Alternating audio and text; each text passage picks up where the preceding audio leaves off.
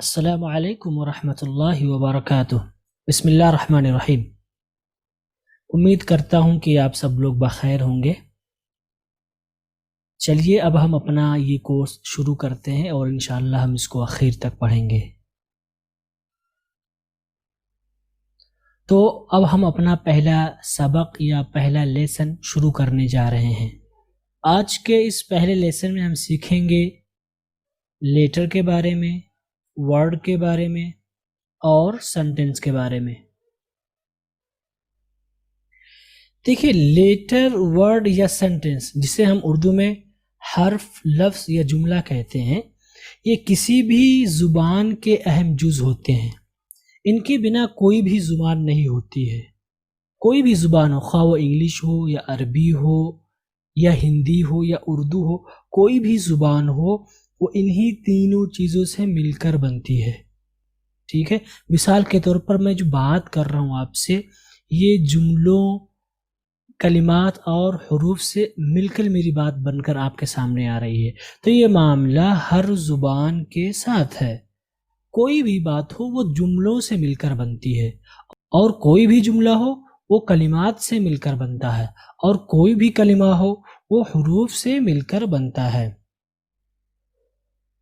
मिसाल के तौर पर अगर मैं कहूँ, मैं अपने घर जा रहा हूँ, मैं अपने घर जा रहा हूँ, तो ये क्या है?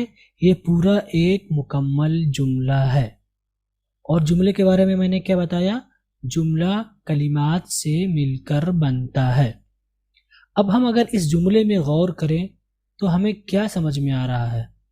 हमें ये समझ में आ रहा है कि मैं ये एक कलिमा है, अपने ये दूसरा कलिमा है, घर ये तीसरा कलिमा है, जा रहा ये चौथा कलिमा है, हूँ ये पांचवा कलिमा है। तो इन पांचों कलिमात से मिलकर ये मेरा जुमला बनकर आपके सामने आया, मैं अपने घर जा रहा हूँ।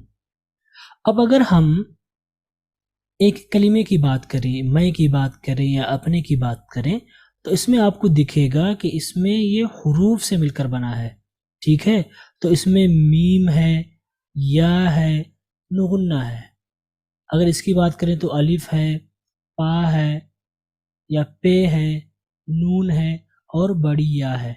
ठीक है, तो इस तरह से जो भी यहाँ पे है, घर जा रहा हूँ, ये सब के सब हुरूफ से मिलकर बने हैं। ठीक है, अब जुमला, कलिमात और हुरूफ ये हर ज़ुबान में पाए जाते हैं, बस इनका नाम मुख्तलिफ होता है। अगर हम इंग्लिश की बात करें तो इंग्लिश में भी ये तीनों चीज़ें पाई जाती हैं, लेकिन बस इंग्लिश वाले इसका नाम बदल देते हैं। अब मिसाल के तौर पर हम इसको उर्दू में जुमला बोलते हैं, इंग्लिश वाले इसको सेंटेंस का नाम देते हैं। हम लफ्ज़ बोलते हैं, इंग्लिश वाले इसको वर्ड का नाम देते हैं। हम हर्फ बोलते हैं, इंग्लिश वाले इसे लेटर कहते हैं। ठीक है, अब चाहे आप जुमला कहें या सेंटेंस कहें, तारीफ एक ही होगी, काम एक ही होगा। लफ्ज़ कहें या वर्ड कहें, एक ही माना है, एक ही काम है। हर्फ कहें या लेटर कहें, इसका भी एक ही काम है, बस हमने उसका नाम बदल कर रख दिया है। अब हम बात करने जा रहे हैं हर एक की तफसील के साथ। हम सबसे पहले हर्फ की बात करेंगे। ठीक है, हर्फ किसे कहते हैं? असल में हर्फ क्या है? तो हर्फ के बारे में मुख्तलिफ लोगों ने मुख्तलिफ बातें कही हैं, जिसका खुलासा ये है कि हर्फ उस आवाज़ को कहते हैं या उस ख़त को कहते हैं जिससे मिलकर के लफ्ज़ बनता है। उस आवाज़ या उस ख़त को कहते हैं जिसके ज़रिए लफ्ज़ बनता है। और अंग्रेज़ी ज़ुबान में कुल 26 हुरूफ हैं। ठीक है, अंग्रेज़ी ज़ुबान में कुल 26 हुरूफ हैं, जिनको अगर हम मजमूई नाम दे तो उनको हम अल्फ़ाबेट कहते हैं। ठीक है, इन 26 हुरूफ को हम क्या कहते हैं? अल्फ़ाबेट। और इंग्लिश में कितने अल्फ़ाबेट हैं?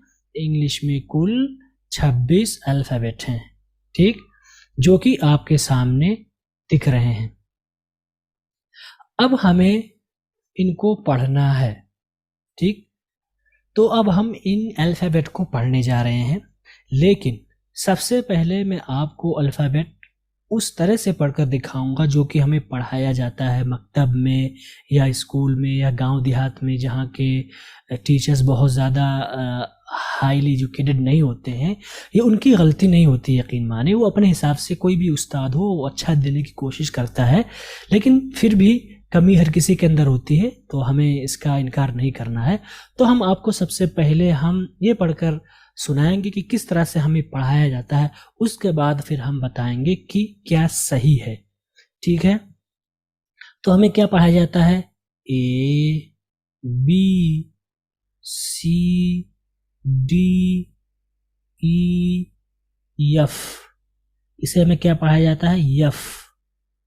जी एच, इसे हमें क्या पढ़ाया जाता है? एच। आई जे के यल, हम इसे क्या पढ़ाते हैं? यल। इसे पढ़ते हैं यम, और इसे यन, इसे क्या पढ़ते हैं? यन।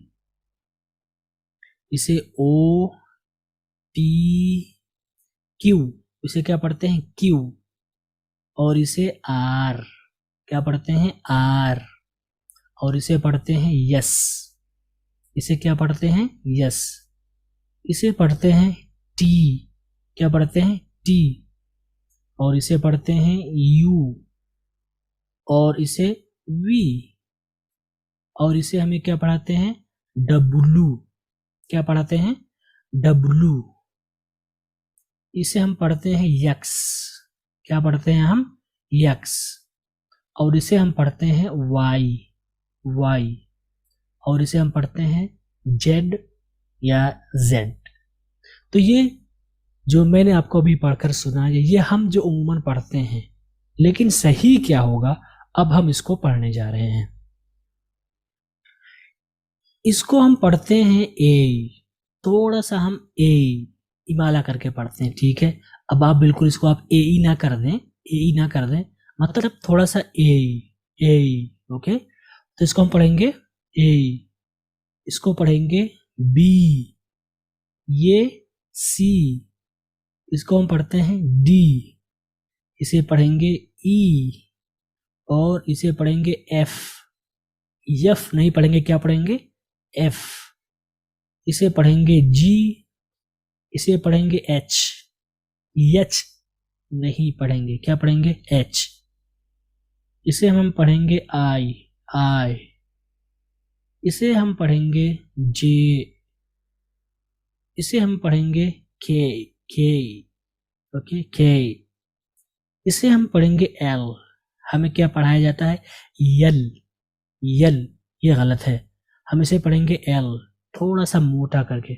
अगर आप इसको यल के बजाय एल पढ़े, एल, तो ये बहुत ही खूबसूरत हो जाएगा, ठीक है। तो हम कहेंगे एल, ठीक।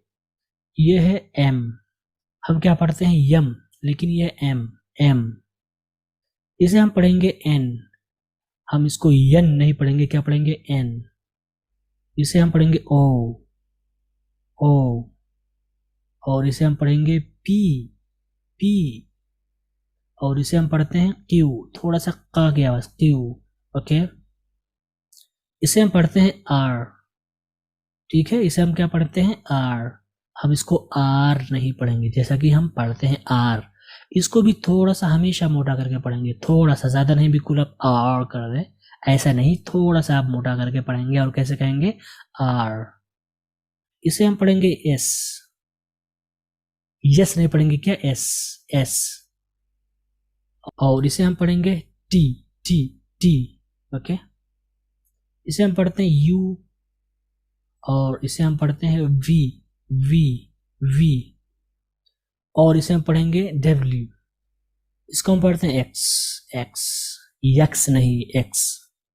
इसको हम पढ़ते हैं वाई, वाई, वाई नहीं, वाई। और इसको जी या जेड, ओके। तो ये आपका सही तलफ़ुज़ है इन हुरूफ का या अल्फ़ाबेट का, ठीक है। तो अब आप इंशाल्लाह इसको ऐसे ही पढ़ने की कोशिश करेंगे। अब हम बात करने जा रहे हैं थोड़ी सी तफसील के साथ हुरूफ के बारे में या लेटर के बारे में या हर्फ के बारे में। लिखने के एतबार से हर्फ की दो किस्में होती हैं, जिसको हम क्या कहते हैं, पहले को कैपिटल लेटर और दूसरे वाले को स्मॉल लेटर कहते हैं। कैपिटल और स्मॉल लेटर हमें क्यों पढ़ाया जाता है? कैपिटल और स्मॉल लेटर हमें इसलिए पढ़ाया जाता है क्योंकि हमें इनकी ज़रूरत पड़ती है लिखने में। अब कैपिटल लेटर्स किसे कहते हैं? कैपिटल लेटर्स आप जानते हैं, ये जो आपके सामने है इनको हम कैपिटल लेटर कहते हैं, ठीक है। इनको हम इस तरह लिखते हैं। अब इसकी शक्ल अलग हो सकती है। आप मान लीजिए कोई डिज़ाइनिंग के साथ लिख रहा है तो वो ए लिखेगा, इस तरह बिल्कुल नहीं रहेगा, बदला हुआ रहेगा, लेकिन इतना भी बदला नहीं रहेगा कि ए ना लगे या ये कि जो है वो बिल्कुल कैपिटल से स्मॉल हो जाए, ऐसा नहीं होगा। तो ये हम कैपिटल की जब बात करते हैं तो ये खाका हमारे सामने, ये हरूफ हमारे सामने निकल कर आते हैं। अगर हम स्मॉल लेटर्स की बात करें तो स्मॉल लेटर्स हम इस तरह लिखते हैं, ठीक है। यहाँ पे आप देख सकते हैं इस तरह लिखते हैं। हो सकता है इसकी शक्ल थोड़ी सी अलग हो, आप दूसरी डिज़ाइनिंग में इसको लिखें तो थोड़ी सी शक्ल मुख्तलिफ हो सकती है, लेकिन मुकम्मल तौर पर इसकी शक्ल नहीं बदलेगी। तो लिखने में आपको इसकी ज़रूरत पड़ेगी कैपिटल और स्मॉल की। इसलिए आप अभी से जहन में ये बात बिठा लें कि कैपिटल लेटर कैसे लिखते हैं और स्मॉल लेटर कैसे लिखते हैं। अगर हम लेटर्स की आगे बात करें, जिसे आप हर्फ कहते हैं, तो इनकी दो और किस्में होती हैं। ये दो किस्में जो थी वो लिखने के एतबार से थी, लेकिन इनकी दो और किस्में हैं जिन्हें हम वावेल कहते हैं और कॉन्सोनेंट कहते हैं।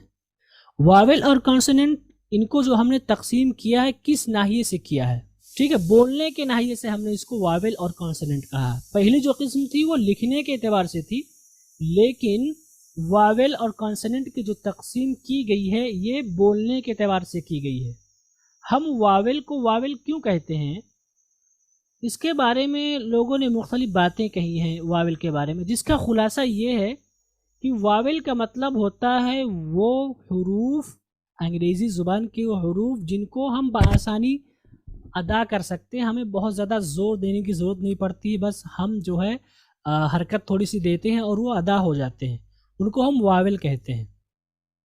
उसके बरअक्स कंसोनेंट है। अगर हम कंसोनेंट की बात करें तो लोगों ने इसके बारे में मुख्तलिफ बातें कही हैं, जिसका खुलासा ये है कि वो हुरूफ जिनको बोलने में हमें थोड़ा सा ज़ोर देना पड़ता है, थोड़ी सी हमें ताकत लगानी पड़ती है, तो जिसमें हमें ज़ोर देना पड़ता है उसको कंसोनेंट कहते हैं, और जिसे हम आसानी से अदा कर सकते हैं उसको हम वावेल कहते हैं।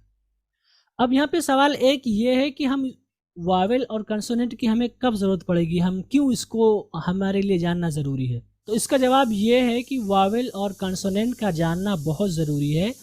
इसकी ज़रूरत आपको लिखने में भी पड़ेगी और बोलने में भी पड़ेगी। ख़ास तौर पर इसकी ज़रूरत हमें जब हम ए लिखते हैं, अगर आपने सुन रखा होगा ए या एन, ठीक है, इसका इस्तेमाल आपको बहुत ज़्यादा पड़ेगी, ठीक है। तो वावेल और कंसोनेंट की अगर हम बात करें तो इनका जो ताल्लुक़ ए और एन से बहुत ज़्यादा है, तो इसलिए वावेल और कंसोनेंट का हमारे लिए जानना ज़रूरी है, इसीलिए लोग जो है हमें पढ़ाते हैं। तो हम इसके बारे में तफसील से पढ़ेंगे कि ए का इस्तेमाल कब करेंगे और एन का इस्तेमाल कब करेंगे, लेकिन यहाँ पर आपको जो जानना है वो ये है कि आप ये जानें कि बोलने के एतबार से अंग्रेज़ी लेटर या हुरूफ के कुल कितनी किस्में हैं। तो वो दो किस्में हैं, वावेल जिसको हम आसानी से अदा कर सकते हैं, कॉन्सोनेंट जिसको हम थोड़ी हमें मेहनत देनी पड़ती है, मेहनत करनी पड़ती है। अब आगे बात आती है वावेल लेटर कितने हैं। तो वावेल ये कुल 5 हैं, जिसको हम पहले को क्या कहते हैं, ए, दूसरे को ई, तीसरे को आई, चौथे को ओ, पांचवें को यू, ठीक है। ये 5 हुरूफ हैं, ये 5 लेटर हैं जिनको हम वावेल का नाम देते हैं। अगर हम कंसोनेंट की बात करें तो ये इन 5 को छोड़ के कंसोनेंट कहलाएंगे, जो कि कुल 21 होंगे, ठीक है। ये ऐसे हुरूफ हैं या ऐसे लेटर हैं जिनको बोलने में हमें थोड़ी सी मेहनत लगती है, हमें ज़ोर देना पड़ता है, इसलिए हम इसको कॉन्सोनेंट लेटर कहते हैं।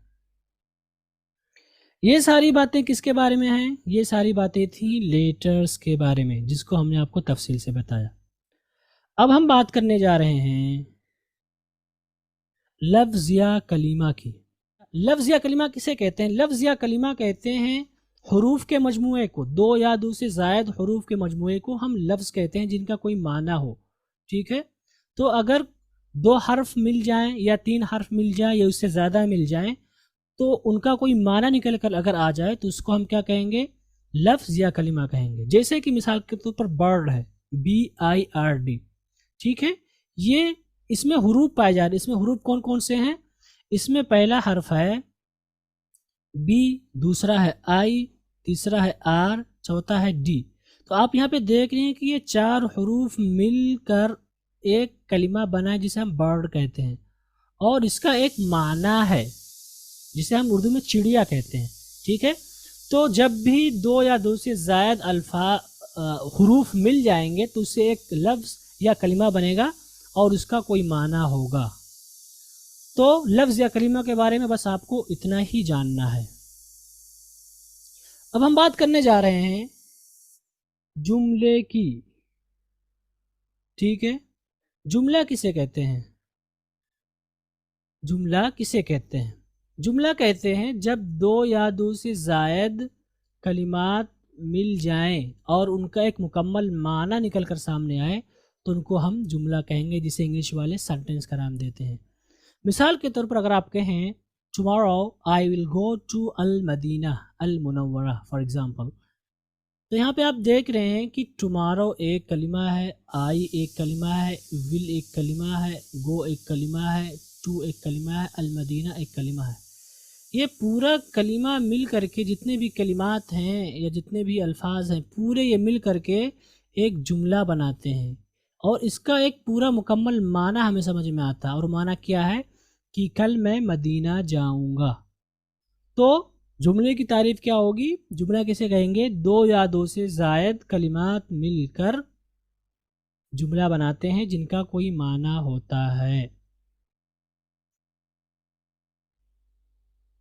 जैसे कि टुमारो एक कलिमा है, आई ये दूसरा कलिमा है, और विल तीसरा, गो चौथा, टू पांचवा, अलमदीना छठा। ये पूरी बातें किसके बारे में हैं? जुमले के बारे में हैं। तो क्या समझ में आया? हमें समझ में आया कि लेटर क्या होते हैं। लेटर ये एक ईंट की मानिंद है। ठीक है, लेटर ईंट हैं। अब जब कई सारी ईंटें मिल जाएंगी तो क्या बनेगा? एक दीवार बनेगी जिसे हम क्या कहेंगे? वर्ड कहेंगे। ठीक है, कई सारी ईंटें बनकर के एक दीवार बनाती हैं जिसे हम वर्ड का नाम देते हैं। अब कई सारे वर्ड मिलकर के क्या बनाएंगे? कई सारी ईंट मिलकर के क्या बनाएंगे? मान लीजिए कई सारी दीवारें मिलकर के क्या बनाएंगी? एक पूरा कमरा बनाएंगी। ठीक है, दीवारें मिलकर के क्या बनाएंगी? कमरा बनाएंगी, जिसे हम क्या कहेंगे? सेंटेंस कहेंगे। और कई सारे कमरे मिलकर के क्या बनाएंगे? घर बनाते हैं। राइट, कई सारे कमरे मिलकर के घर बनाते हैं। तो यही इसकी ख़ास बात है। यही इस फोटो के ज़रिए आपको समझ में आ जाएगा कि क्या है।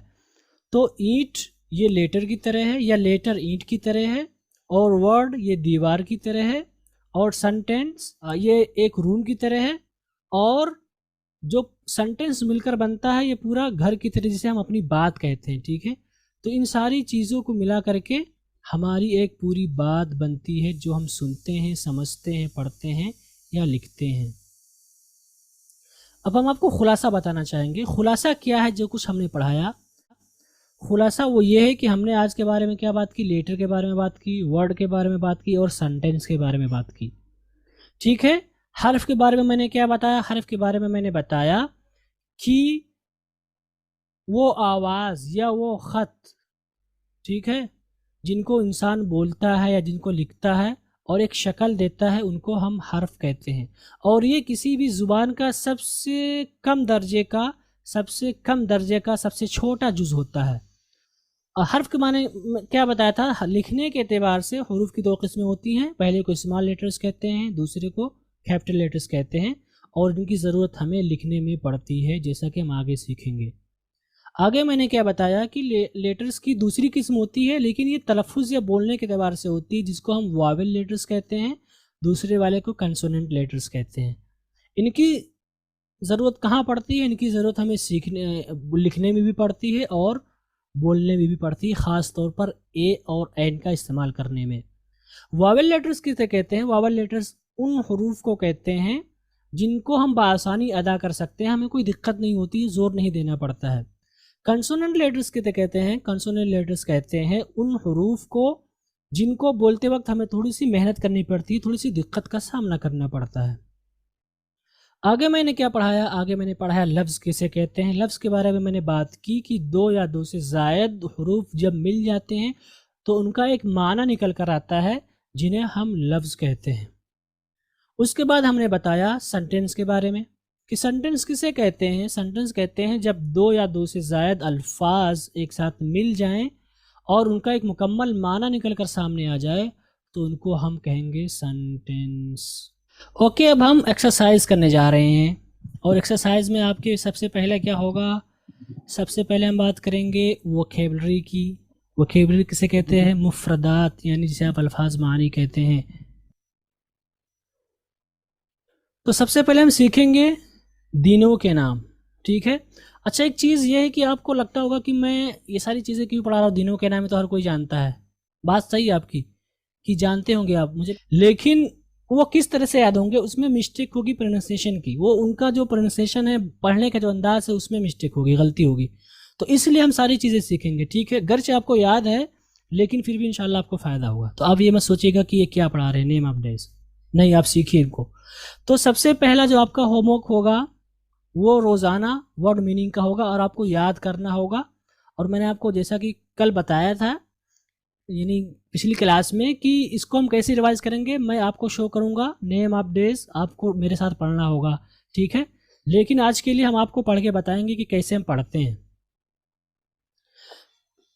ओके, तो नेम ऑफ डेज, यहाँ पे नेम्स ऑफ डेज है, तो दिनों के नाम आपको समझ में आ गया। इसको हम पढ़ते हैं संडे। थोड़ा सा मैंने जैसा कि जब ए को प्रोनाउंस कर रहा था तो मैंने थोड़ा सा बताया था कि ए इस तरह का पढ़ते हैं, बिल्कुल ए ही नहीं कर दें आप, वरना मुझे पकड़े। थोड़ा सा ए, थोड़ा सा मतलब इमाला करते हैं। तो ये चीज़ यहाँ पे आप फॉलो करेंगे। कैसे पढ़ेंगे? संडे, इसका मतलब होगा इतवार। इसको आप पढ़ेंगे मंडे, सोमवार। इसको पढ़ेंगे ट्यूसडे, ट्यूसडे। इसको पढ़ेंगे हम मंगल। अच्छा, इसको ब्रिटिश लोग थोड़ा सा च्यू, यानी चा की आवाज़ के साथ पढ़ते हैं, ट्यूसडे। तो आपको ट्यूसडे पढ़ने की ज़रूरत नहीं है, ट्यूसडे ही आपके लिए काफ़ी है। तो आप इसको पढ़ेंगे ट्यूसडे। अब एक वर्ड है वेंसडे, जिसका मतलब होता है बुध, ठीक है। इसमें लोग गलती करते हैं। आप बहुत सारे पढ़े लिखे लोगों को देखेंगे वो पढ़ते हैं वेडनेसडे।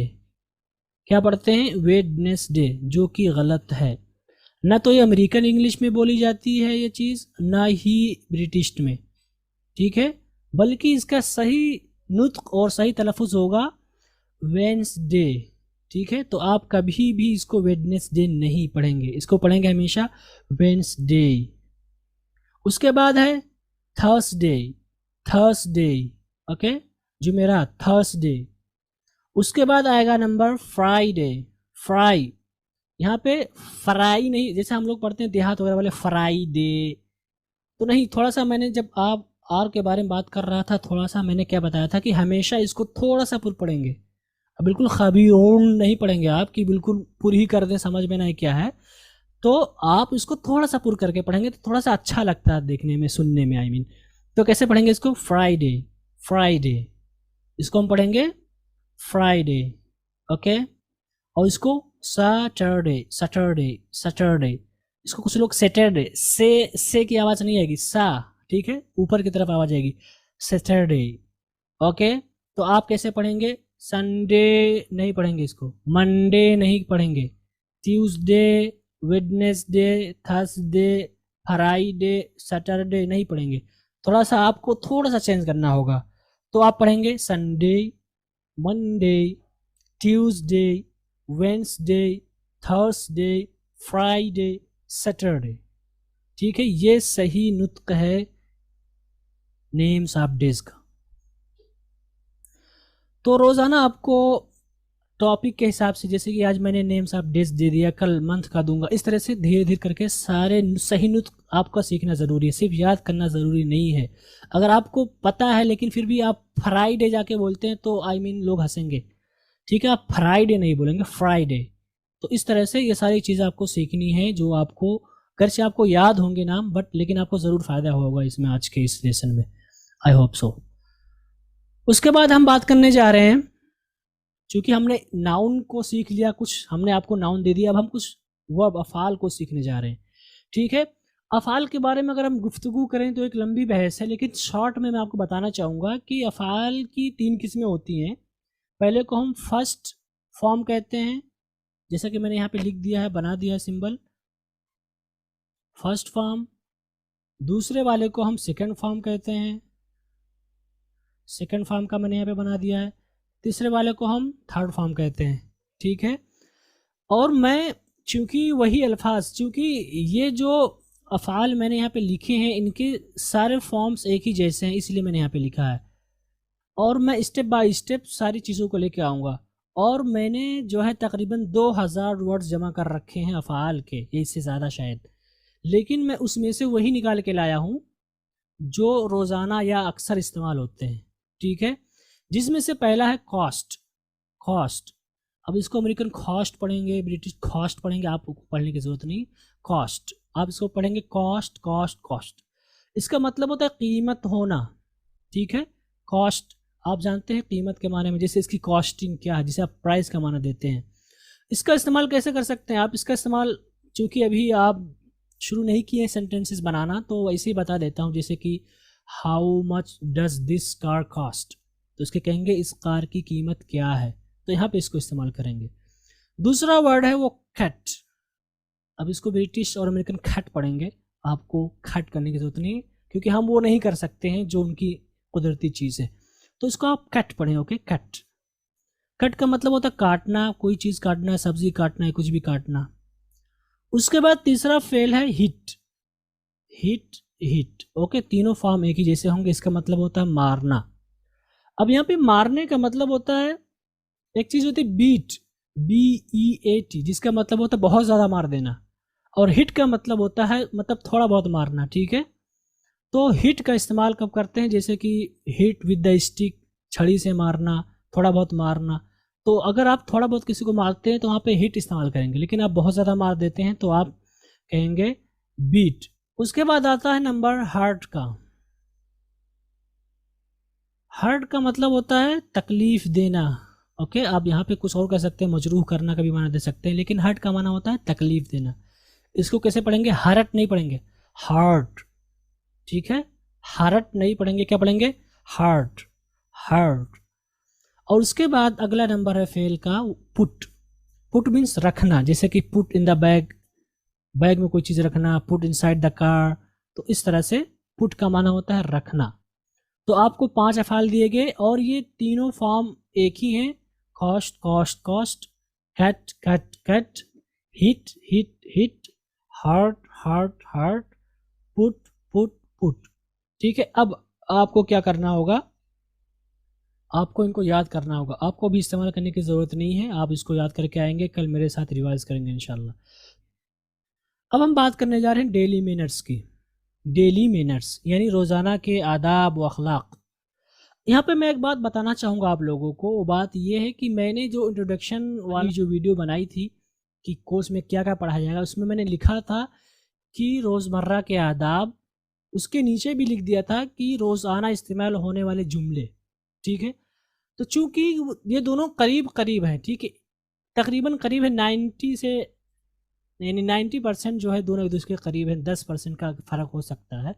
तो इसलिए मैं आपको पहले, चूँकि बहुत ज़्यादा अगर हो जाएगा तो दिक्कत होगी, इसलिए मैं पहले आपको सिर्फ डेली मैनर्स पढ़ाऊँगा। ठीक है, डेली मैनर्स पढ़ाऊँगा, बाकी रोज़ाना के जुमले होंगे उसको इसको ख़त्म होने के बाद इंशाल्लाह पढ़ाऊँगा, चूँकि तो इस चीज़ को आप ध्यान रखिएगा। डेली मैनर्स में सबसे पहले हम सीखेंगे कि हम इंग्लिश में शुक्रिया कैसे कहेंगे। जाहिर सी बात है, बहुत आम सी बात है, आप जानते हैं, लेकिन फिर भी हो सकता है कुछ आपको नया मिले। बल्कि मिलेगा इंशाल्लाह।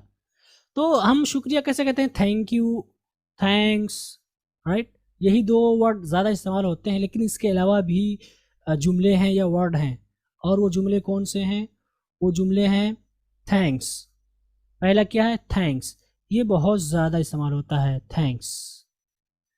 दूसरा है थैंक यू, ठीक है, ये दोनों बहुत ज़्यादा इस्तेमाल होते हैं।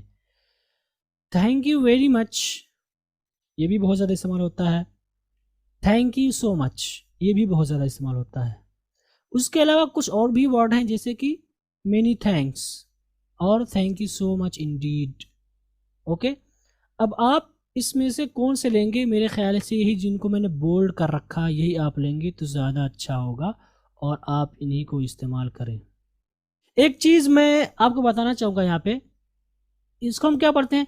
थैंक यू, था मतलब बिल्कुल था वाली आवाज़ निकाल देते हैं, जो कि गलत है। ठीक है, था थैंक यू नहीं बोलेंगे हम, बिल्कुल जोर देके थैंक यू। थोड़ा सा इसमें सा की आवाज़ निकलेगी। ओके, सा और ता के बीच की आवाज़। Okay, thank you, thank you, thank you मैं नहीं कह रहा हूँ, बल्कि थोड़ा सा मैं चेंज कर रहा हूँ। अगर आप नोट कर पा रहे हो तो इसको हमको बोलेंगे थैंक्स। क्या बोलेंगे? Thanks, thank you, thank you very much, thank you so much, many thanks, thank you so much Indeed, right. तो आप यहाँ पे था की आवाज़ बिल्कुल भी नहीं निकालेंगे। तो अब आगे हम बात करने जा रहे हैं कि अगर कोई शुक्रिया कह दे तो हमें क्या जवाब देना चाहिए। एक चीज़ है कि हम लोग कुछ नहीं कहते ना, कोई शुक्रिया बोल दिया तो ज़्यादा बोल देते ठीक है, कोई बात नहीं। और कुछ लोग तो कुछ बोलते ही नहीं है, शुक्रिया, बस हो गया। लेकिन इंग्लिश में ऐसा नहीं होता है, या अरबी की बात कर ले तो उसमें भी ऐसा नहीं होता है। इंग्लिश में हमें उसका रिप्लाई करना होता है, ठीक है। और उसके रिप्लाई में आप welcome, you are welcome, my pleasure, and that's okay, that's all right. ये जो मैंने कलिमात आपके सामने या जो जुमले मैं आपके सामने लिखा हूँ, यही इस्तेमाल कर सकते हैं, ठीक है। अब इसको हम क्या पढ़ते हैं? Welcome, you are welcome, my pleasure, या आप पढ़ते हैं my pleasure, that is okay, that is all right. ये आपका प्रोनाउंसिएशन है जो कि गलत है। आप इनमें से कोई एक ले लेंगे, लेकिन आपके बोलने का जो तरीका है, जो अंदाज है, वो सही होना चाहिए, ठीक है। तो अब वेलकम को मैंने क्या पढ़ा, जब मैं यल की बात कर रहा था, जिसे यल पढ़ाया गया, चूंकि मेरी आदत है यल, ये यल नहीं एल है, तो यहाँ मैंने आपको क्या बताया था, थोड़ा सा आप इसको मोटा कर दें तो बहुत खूबसूरत हो जाएगा, ठीक है, मोटा कर देंगे। तो आप वेलकम नहीं करेंगे, थोड़ा सा मोटा करके वेलकम, वेल, देखिए वेल, मैं बिल्कुल वेल भी नहीं कर रहा हूँ, थोड़ा सा मोटा कर रहा हूँ। तो हम इसको क्या पढ़ेंगे? वेलकम, ठीक है। इसको हम पढ़ेंगे वेलकम, इसको पढ़ेंगे यू आर वेलकम। यहाँ पे आर नहीं पढ़ेंगे, जैसा कि मैंने आर के बारे में बता रहा था, आर पढ़ते हैं। तो हम इसको पढ़ेंगे यू आर वेलकम। अच्छा, एक चीज़, इसको हम पढ़ते हैं माई प्लीज़र, जो कि गलत है, ये माई प्लीज़र नहीं है। इसको हम पढ़ते हैं माई प्लेजर, थोड़ा सा प्ले जर, ठीक है। इसको हम जर पढ़ते हैं, जर भी नहीं पढ़ते, ठीक है। माई प्लेजर, थोड़ा सा जा की आवाज़ को हम कम करके पढ़ते हैं। आप इसको प्लीज़र नहीं पढ़ेंगे, जैसा कि आम है। ये असल में है ब्रिटिश में भी और अमेरिकन में भी, माई प्लेजर, माई प्लेजर, ठीक है। तो आप welcome, you are welcome, my pleasure, इन तीनों में से कोई भी इस्तेमाल कर सकते हैं, जो कि बहुत ज़्यादा आम इस्तेमाल है। इसके अलावा कुछ लोग डेट्स ओके भी इस्तेमाल करते हैं और डेट्स ऑल राइट। तो इसको कैसे पढ़ेंगे? डेट्स ओके, डेट्स ओके, यहाँ पे के मैं थोड़ा सा वो ए वाला साउंड ला रहा हूँ, राइट। डेट्स ओके नहीं पढ़ते हैं, क्या पढ़ेंगे? डेट्स ओके, और that's all right, that's all right, इस तरह नहीं पढ़ते, इसको क्या पढ़ते हैं? That's all right. ऑल, देखिए मैं थोड़ा सा पुर कर रहा हूँ एल की वजह से, राइट। तो इसको कैसे पढ़ेंगे?